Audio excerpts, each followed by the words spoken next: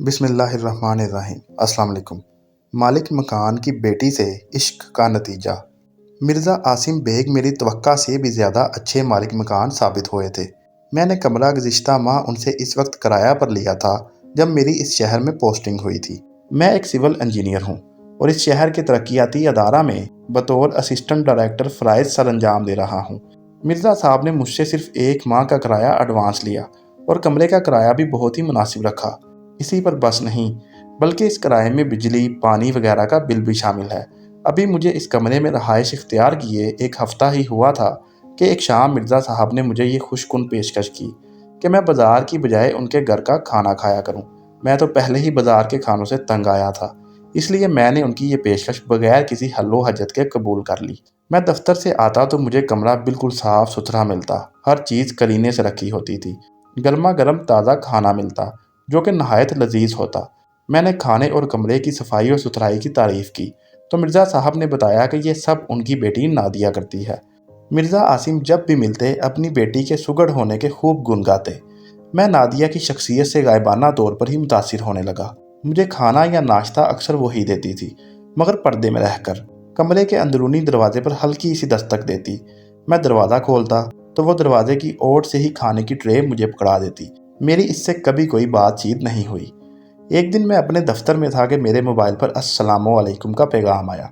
वालेकुम अस्सलाम, मगर आप कौन? मैंने जवाबी मैसेज किया। जवाब आया, नादिया मिर्ज़ा, आपके मालिक मकान की बेटी। इस मुख्तसर पैगाम से शुरू होने वाला सिलसिला पहले ताल्लुकात में बदला, फिर दोस्ती में, और आखिरकार हम दोनों एक दूसरे की मोहब्बत में मुब्तला हो गए।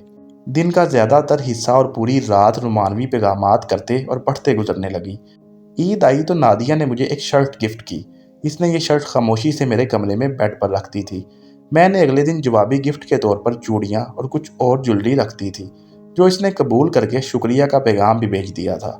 यह सिलसिला कई माह ऐसे ही चलता रहा, मगर हमने कभी फ़ोन पर बात नहीं की और ना ही कभी मिले। बस व्हाट्सएप पर पैगामात के ज़रिए ही राब्ता था। वो किसी चीज़ की फरमाइश करती तो मैं लाकर कमरे में रख जाता था और वो उठाकर ले जाती थी। मैं उससे कोई चीज़ खाने की फरमाइश करता तो अगले ही दिन वो चीज़ खाने का हिस्सा होती। एक दिन मामूल के मुताबिक अपने दफ्तर में काम कर रहा था तो अचानक मिर्ज़ा आसिम मेरे कमरे में दाखिल हुए। वो बड़े गुस्से में नज़र आ रहे थे।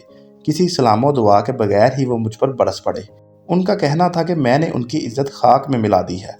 मेरे इस्तफसार के जवाब में उन्होंने एक मोबाइल फ़ोन मेरी मेज़ पर पटका और चिल्ला कर बोले, ये मेरी बेटी नादिया का फ़ोन है। ये सुनते ही मेरे पाँव तले से ज़मीन खिसक गई। मेरी और नादिया की मोहब्बत का बांडा फूट चुका था। हमारे दरमियान होने वाली तमाम गुफ्तगू पकड़ी जा चुकी थी। मिर्ज़ा साहब ऊंची आवाज़ में पता नहीं क्या क्या कुछ कहे जा रहे थे। मैंने उठकर दफ्तर का दरवाज़ा बंद किया और मिर्ज़ा साहब के सामने अपने दोनों हाथ जोड़ दिए। मैंने उनके सामने अपनी गलती तस्लीम की और अपने आप को उनके सामने हर सज़ा के लिए पेश कर दिया, जिस पर वो खामोश होकर कुछ सोचने लगे। कुछ देर बाद बोले, अब 2 ही रास्ते हैं। एक ये कि तुम्हारे दफ्तर के तमाम साथियों के सामने सारा मामला रखकर अपनी और तुम्हारी इज्जत का जनाजा निकाल दूं, और दूसरा रास्ता, मैंने बेसब्री से पूछा, दूसरा तरीका यह है कि तुम इज्जत के साथ नादिया को अपना लो।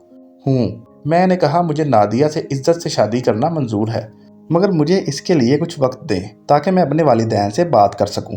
मिर्ज़ा साहब ने कहा, वो मुझे कोई वक्त नहीं देंगे। निकाह आज शाम ही होगा। मरता क्या न करता।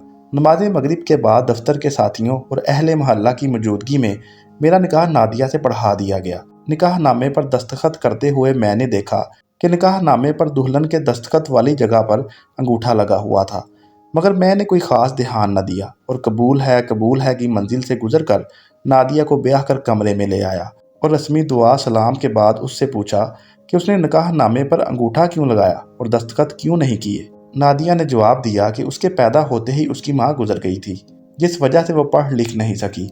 मैं हैरत में डूब गया और उससे पूछा कि मोबाइल पर मैसेज कैसे टाइप करती थी, जिस पर नादिया ने जवाब दिया कि उसके पास तो कोई मोबाइल नहीं है। कमरे से बाहर सहन में मिर्ज़ा आसिम बेग साहब के कहकों की आवाज़ें आ रही थीं। वो ज़रूरत से बहुत ज़्यादा खुश लग रहे थे और इधर मेरा दिमाग अंधेरों में डूबता जा रहा था।